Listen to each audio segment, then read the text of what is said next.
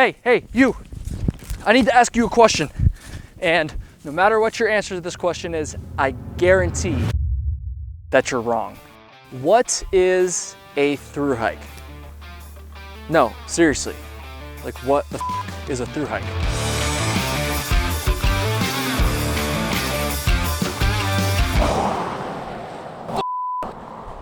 I know what some of you are thinking. A thru hike is when you hike the entire length of a long distance trail. God, Kyle, you're such a moron. Why would you even ask that? And I'll give you credit. That sounds like a pretty straightforward definition.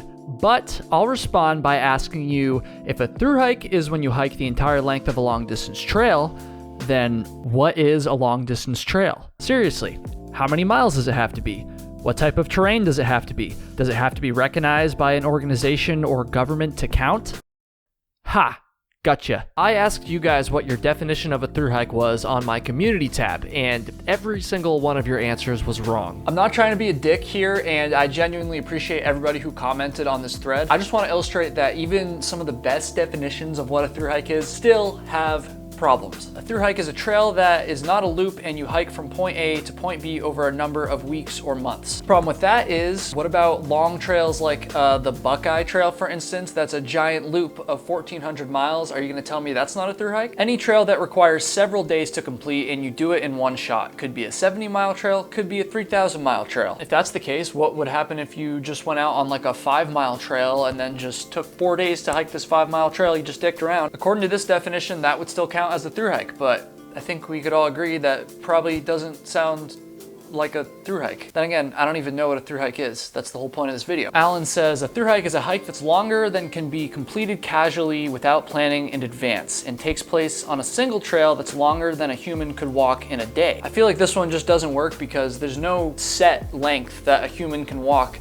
in a single day. Like, I get what he's going for, obviously, but every person can hike a different length in a day. Some people can hike 100 miles in a day. Some people can only hike 5 to 10 miles in a day. A thru hike is a hike from my home to your mom's.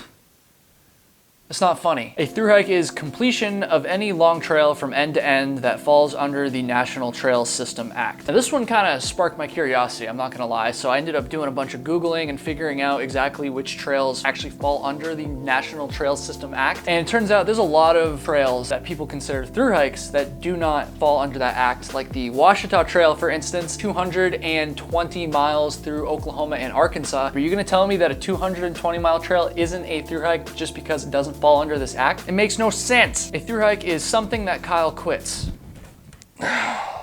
God damn it.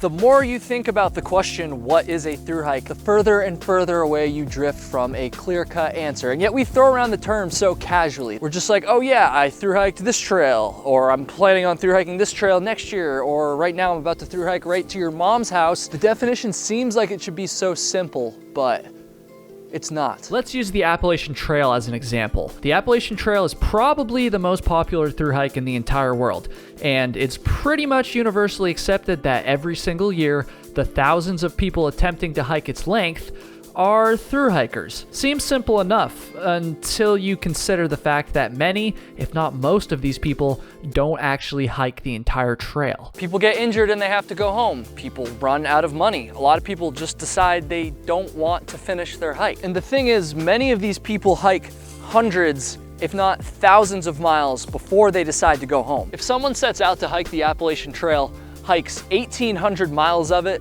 and then goes home, is that not considered a thru hike? I think a lot of people would probably say that it's not, and that's fair. But if that's not considered a thru hike, then what was this person before they left the trail? Again, I think most people would probably say this person was a thru hiker when they were still on the trail, even though they hadn't completed it yet. And this begs the question, how can you be a thru hiker if you haven't yet completed a thru hike?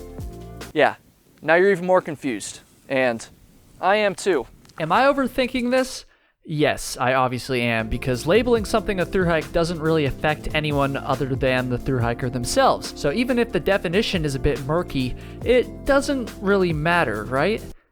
Well, actually, it kind of does to some people. And with that said, we need to talk about something called yellow blazing. Yellow blazing is hiker slang for skipping a section of the trail. It makes sense. Instead of following the white blazes of the Appalachian Trail, for instance, you're instead following the yellow blazes of the highways you use to skip further up the trail. It seems to me that the term is most often used when referring to hikers that are skipping sections because they want to, not because they have to, due to something like a trail closure. Now, I'm not here to say whether this is right or wrong, but I'm just here to tell you the truth, in that the truth is a lot of people yellow blaze on the Appalachian Trail, the Pacific Crest Trail, and just about every long trail. And not to mention, people also skip sections of their hikes because of factors out of their control, like fires, for instance. Many of you know that I attempted to thru hike the Pacific Crest Trail this summer, and even though I hiked about 2,200 miles of the 2,600 miles,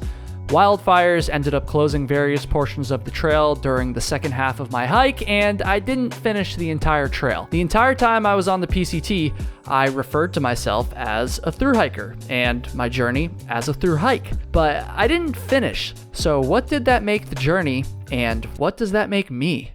Section hiking is when you work to complete a trail over time in sections. So I guess you could call my experience on the PCT a section hike, but then again, my intention never was to section hike.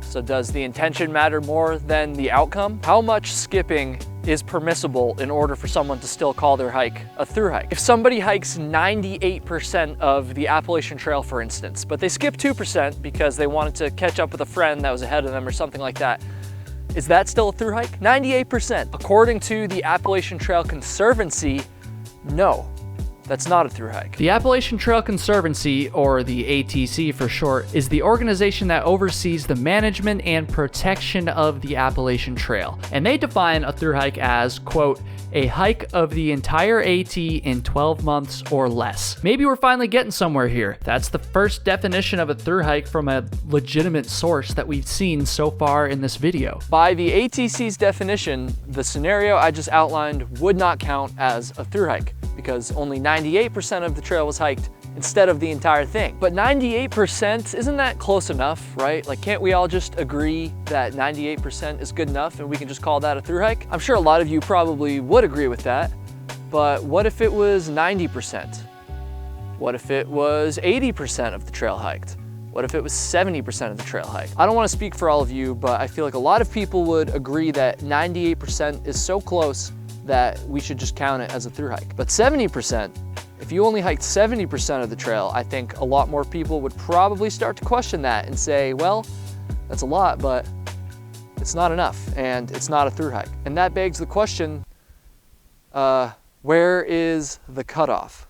And speaking of arbitrary cutoffs, let's step away from the Appalachian Trail and talk about what type of trails actually are thru hikeable in the first place. I started thinking about this back in 2019 after I uploaded one of my very first videos. It was a vlog from when my friend Flossie and I hiked the Foothills Trail in the Carolinas, which is a 78-mile trail. In that video, I repeatedly referred to the Foothills Trail as a thru hike. I clearly wasn't overthinking the definition back then. By the time I got to the end of the Foothills Trail, there was no doubt in my mind that I had just completed a thru hike. And keep in mind, this was only 6 months after I had finished the Appalachian Trail. And even though the Appalachian Trail is 2,112 miles longer than the Foothills Trail, I didn't even think twice about it. To me, the Foothills Trail was a thru hike. That is, until I started reading some of the comments on my video. I didn't have many people that watched my channel back then, but I still got a number of comments telling me that what I had just done was not a thru hike. I guess 78 miles just didn't meet the threshold. This got the gears turning in my head. I felt like a thru hike was when you hike the entirety of a designated trail, even if it's a shorter one at 78 miles. Hell, I felt like trails that are less than 78 miles were still thru hikes. In 2020, I hiked the Monadnock to Sunapee Greenway Trail with my friend Taylor. That trail is only 50 miles, but again, I still considered it a thru hike. But the more I thought about it, I realized that my definition didn't really make sense. If thru hiking simply meant hiking the entirety of a designated trail, then I could just go out to my local park, pick out a 2-mile designated trail, and bam, call myself a thru hiker. That didn't feel right, so it led me to conclude that there has to be some sort of cutoff in terms of mileage in order for a trail to be considered a thru hike. But what is that mileage cutoff? Clearly it lies somewhere between 2 and 78 miles, but then again, a lot of people thought that 78 miles wasn't even long enough. This is why at the beginning of the video I told you that your definition of a thru hike is wrong. My definition of a thru hike is wrong. We're all wrong, because every time you try to answer the question, what is a thru hike, you just end up raising even more questions than you started with. It's an infinite loop of questions that's impossible for anyone or any entity to define.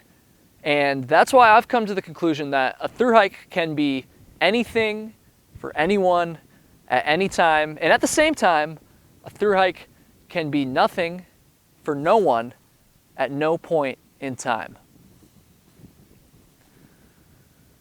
I need to stop taking psychedelic mushrooms before I write my videos. A huge thank you to all my Patreon supporters for helping me make this video possible. Without you guys, I would not be able to make all this content. So if you want to help out the channel, if you want to support the channel, it's just the price of a beer a month, basically. You're basically buying me a beer every month. Please go to patreon.com/KyleHatesHiking and check it out. It would mean the world to me. And once more, thank you to everybody who was already on there.